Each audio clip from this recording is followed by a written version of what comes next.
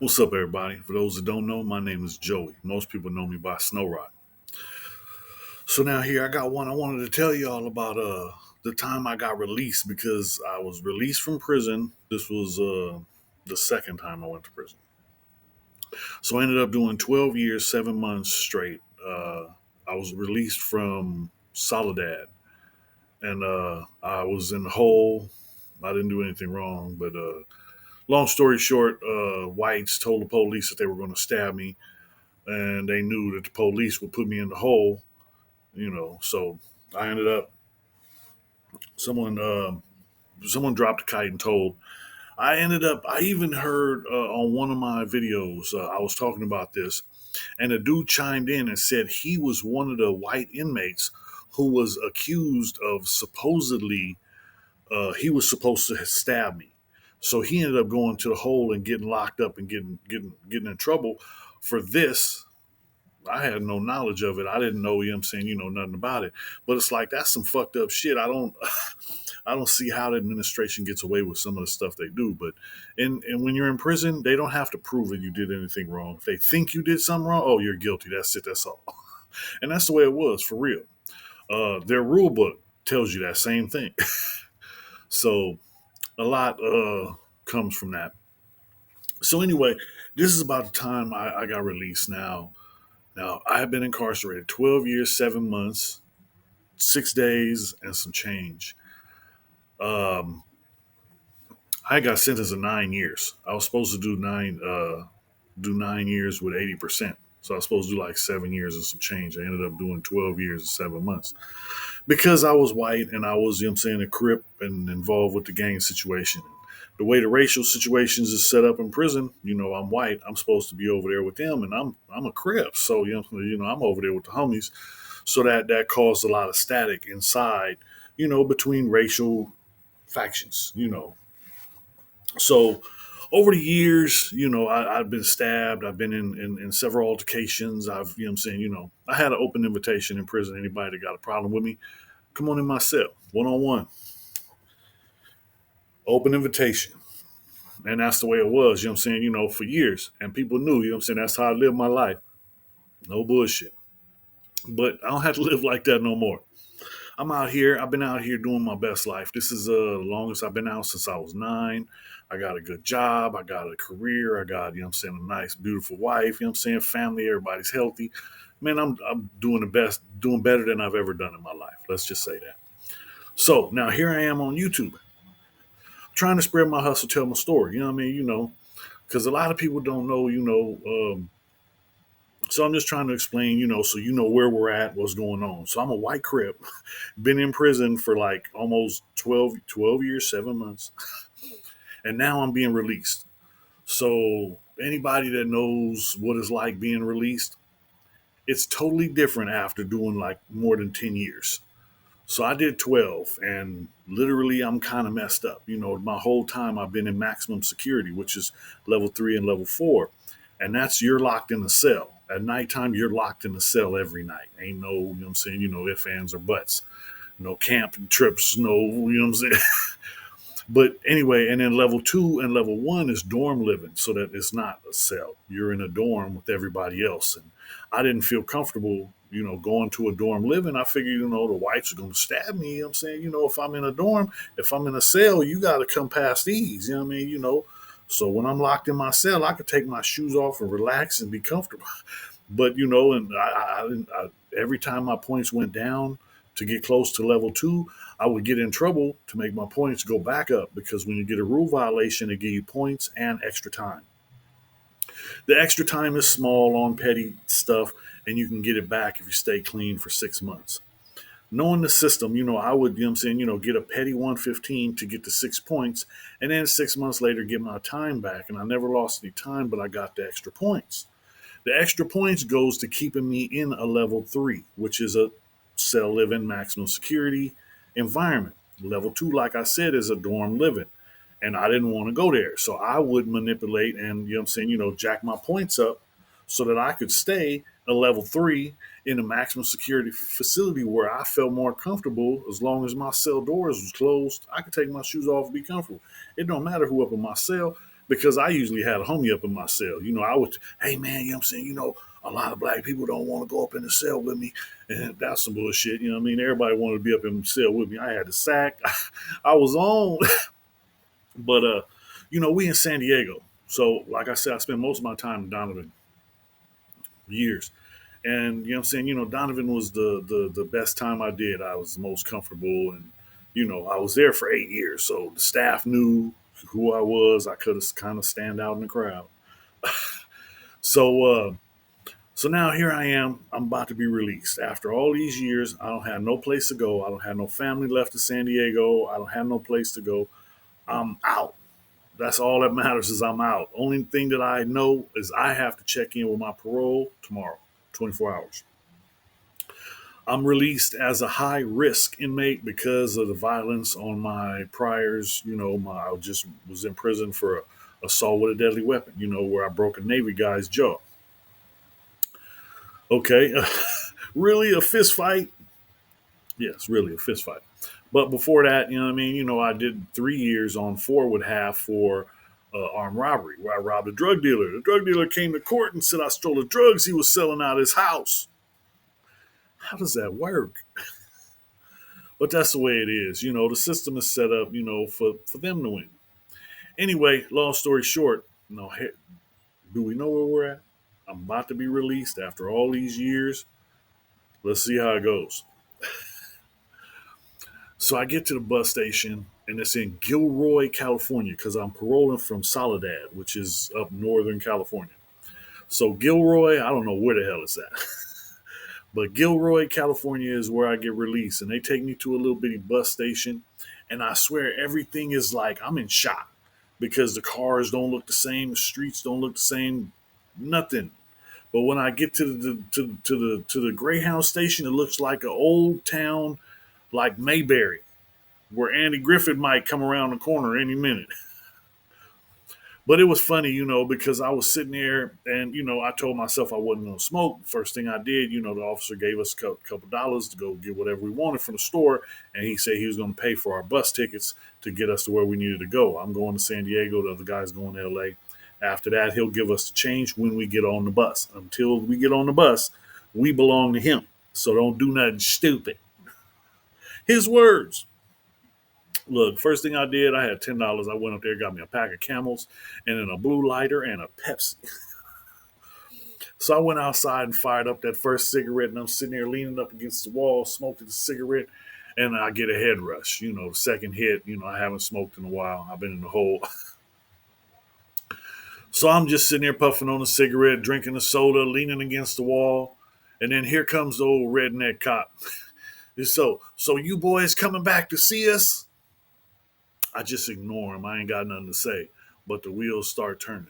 The other dude starts talking about what he's gonna do and what his plans are and I'm just thinking, man, I don't have no place to go. I don't have nothing, no plans. I don't know what I'm gonna do. Uh Man, look, I'll flip burgers, I'll clean windows, I'll scrub floors, you know what I mean? You know what I'm saying, I'll do whatever, you know what I mean? I've been in here getting paid pennies. You gonna pay me dollars? I'll work for dollars. So that's my mentality. I'll work. I'll do whatever I have to do, you know. But the drive inside me is so strong. It's like I have to go get something. I have to go get it. I'm not gonna go without, and that's I'm just gonna be legit. I'm just gonna be legit. I'm just gonna be legit, but I'm gonna go get it. So when I get out, now what am I going to do? Where am I going to go? All these things are running through my head and it's overwhelming because I'm standing here, you know what I'm saying? And then the bus pulls up and I don't even realize until the cop says, hey, go get on the bus. So, you know what I mean? I go get on the bus and, I get shaken out of it, get back on the bus. And, the cop gives us our money and, since we're done, don't get in no more trouble. I'm out. That's all that matters is I'm out. So now it's other people on the bus, So, I sit behind this female and then, in an empty row. And then all I got is my little paper bag, with some papers that I had from So we on the bus. It don't matter. We rolling. So little miles go by. People start talking. Hey, how you doing? Oh, hi. Hey. Yeah, you know what I'm saying? You know what I'm saying? Topic comes up. Oh yeah, we just got out. Da, da, da, da, da. You know what I mean? This dude, he was the dude that came rode the bus with me. He's going to LA. So he sat in front of the female in the empty row. I sat behind her in the empty row. This is a single female. Come on, where else we supposed to go? So, you know what I mean? It ain't like that, but we, you know what I'm saying, hey, let's talk, you know what I mean? What's up? You know what I mean? One thing lead to another, hey, is it possible? But she had a boyfriend, you know what I'm saying? No disrespect, wasn't trying to be rude or nothing, but you know what I'm saying, after 12 years in prison, yeah. So here I am, you know what I'm saying, on the bus, and we go, and it's, if anybody knows Northern California, it's stop 30 miles, and then stop, and then 40 miles, and then another stop, and 50 miles, another stop, and 30 miles, another stop. And it's a lot of stops, and that holds us up, and I just want to get home. I'm out. But as we're going, I'm watching out the window, seeing it's crazy because how much the cars have changed, how much most vehicles are trucks or SUVs. It's not a lot of cars, it's mostly trucks and SUVs. But here's, you know what I'm saying, the cars are funny shaped and pointy but bubbled, and it was weird, because I was just, mesmerized by all the, being outside the gate. That's what it was. I was out. And I haven't been outside of a secured electrified fence with gun towers and in 12 years. Now I'm out. I'm here. And I'm just trying to soak it all in and absorb. And, you know what I'm saying? We communicating, we talking, and, you know what I'm saying? It's all good. And, you know, a little couple stops down the road, the girl that was in front of us, she goes, gets off. And, other people get on. There was this other female I was talking to, she was picking up her son and on her way home. And so we was talking, and I was talking to her. I mean, because she was like, "You just got out, huh? How you know your belt?" I had a piece of trash bag, plastic trash bag, tied between two belt loops on my Levi's. Yeah, I just got out. you know, so it was cool though. You know what I mean? I had to ask though. Yeah, hey, is it possible? Your son, he's sleeping. He ain't gonna know. It was all well and good. You know what I'm saying? We got to LA and she was going another way. She was going to Vegas and I was going to San Diego. The other dude, he was home. So I ended up giving the girl, you know what I'm saying, helping her out with her luggage, you know what I'm saying, she ended up buying me lunch out of the vending machines. It wasn't much, but you know what I'm saying, I appreciate it. I didn't have but a couple bucks, so I got to make do. So she gave me her number, told me to stay in contact, I headed on, you know what I'm saying, to my bus, got her to her bus, and then went on to where I needed to be. Got on the bus. The bus from LA to Dago was dead. It was dark. The sun had went down, and you couldn't see anything out the window. So I don't have nothing to go by. Everybody else is on the bus. Taking naps and headphones on and doing whatever they're doing, and I was just, you know what I'm saying, I'm so amped up. I can't sit. I'm just, man, you know what I'm saying, looking, seeing lights and stuff go by. Oh, there's a car. Oh, there's that exit. Yeah. I know this area. Oh, I know the freeway. And look at that. I remember that. And this is strange after 12 years coming back to where you spend most of your life. It's strange. So anyway, I get off the bus, the Greyhound bus station downtown San Diego. So now here I am downtown San Diego at 1:30 in the morning, and I got to be at the parole office in El Cajon. I'm so amped up. I don't want to. I look. I just start walking, and I walk. You know what I'm saying? People know. You know what I'm saying? Bus is on Broadway. So I walk down like fourth or fifth or something. You know what I'm saying? And I walk down the Market Street, and then I just walk straight down Market until I get to like 62nd. That's in Canto. That's when I got on the trolley and rode the trolley the rest of the way to El Cajon. The sun was coming up, and I was just out. I was home. I walked through my neighborhood. I walked through, streets I used to walk to elementary school. It was a trip, a lot of stuff had changed. I've been gone a long time. And it was dark. So, you couldn't see everything, but I was home. And the feeling of being home it was overwhelming. I was so happy it didn't matter. I ain't got nothing. I ain't got no place to go. I don't know where I'm going to go. I don't know what I'm going to do, but I'm out. I'm out. Ain't nothing gonna stop me now. I've been waiting for this for 12 years, but I'm out. So, well, I ended up getting in the parole office, and they weren't no help. I wanted to. I told the officer he wasn't my parole officer. He was a parole officer of the day. My parole officer, he wasn't there. So this guy, he's the one who takes up the slack for people like me and people who come in, and you know what I'm saying. Their parole officer isn't available, then he's available. So he's, you know what I'm saying. Oh, I want to get into a drug program, and I want to do this, and I want to do that. He's like, well, we ain't got none of that. It's a good story. You know what I'm saying, but everybody tells me that same story. You know what I mean? I'm like, what? Story, man. Look, this is what I want to do. He's like, yeah, everybody tells me that story. I don't. It's just hard to believe. Okay, well, look, man, I ain't got no place. What am I supposed to do? He was like, well, I don't know. You ain't got no place to go. I'm like, no. So I explained to him that I don't have identification or a driver's license. I don't have no way to cash a check. I have a check for $526, the money that I had left on my books when I was released from prison. So it's in a check, and I can't cash it. It's in my name. So I signed it over to the police, to the parole officers, and they paid me out of their petty cash. They gave me the money. So now I got a couple dollars, and I figure, okay, I can do what I need to do, right? So I don't know where I'm gonna go, what I'm gonna do, but you know what I'm saying. He tells me there's a place around the corner that can give me some food and help me get some clothes. So okay, you know what I'm saying. I'm gonna go over there. So I walk around. They give me 2 bags of groceries. I'm like, fuck, I'm gonna do this shit. I ain't got a hot pot. I ain't got a stinger. I ain't got no water. I ain't got nothing. So I got the 2 bags of groceries. Then I went over to the thrift store next door and I got some clothes that would fit me. And then, you know what I'm saying, I went to a place where I knew the area and I got a mosey wosey, a little hotel room. And they tell me they won't give me a hotel room because I don't have a driver's license or an ID. The system is messed up. So here I am, you know what I'm saying, I can't get a room. So I call my PO. My PO answers the phone and then I tell him the situation. He's like, well, where you at? I'm like, I'm over here. You know what I mean? He's like, look, I'm going to come, you know what I'm saying, I'll take care of it. So he came over and then the dude showed him his ID to let me get a room. So all right, so now I got a room, but that's coming out of my money. I'm paying for it. So okay, I pay for 2 days.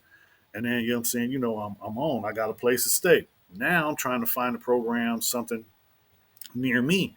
So I look in the yellow pages and I find the ones near me, and I ended up the first ones. I called the first three that I was gonna see that were closest. And then all three of them told me the same thing. Just come down and we'll, what I'm saying, we'll talk about it. Just come down and we'll talk about it. But none of them said they'll let me in. And I'm like, man, I just need someplace to go. So I go to the first one and I walk down to the place and I walk in. I talk to the guy and he gives me a questionnaire to fill out. I fill out the little questionnaire and it asks you, what I'm saying, what kind of drugs you use, what's your drug of choice, was it, all this information. So I write it down, fill it out, what I'm saying, the best of my ability. I give it back to the dude. He goes in the room, what I'm saying, tells me to sit down, wait for a while. I'm out there, what I'm saying, some other guys watching TV. So I sit in the couch and, what I'm saying, watch some TV. A few minutes later, the dude calls me in. Dude's name is Sydney. So Sydney's like, come in here, So we sit down and talk, and he's like, so why should I let you in here? I'm like, what I'm saying, I don't know. You know what I mean? I'm just trying to find a place to stay so I can, I'm saying, get on my feet and get my life back together, man. He's like, so have you used? I'm like, nah, I just got out. So he's like, well, look, what I mean? I'm, what if I told you to go get your shit right now? I'm like, shit, I'll go get my shit right now. He's like, well, go get your shit right now. And then he had one of the guys give me a ride who had a car up to the hotel to get my stuff and bring me back. So it was on. But the dude told me he would help me get a job through their program. They had a temp agency access, and they gave me a job. Told me he'd give me a job paying $10 an hour. This is 2006. I ain't complaining. I'll take that. So now here it is. You know what I'm saying? I got a job, and I'm in this program. Life's starting. Stay tuned, people. If you like the content, hit the subscribe, hit the like, hit the share. Share this with somebody they want to hear it. All right, thanks for listening.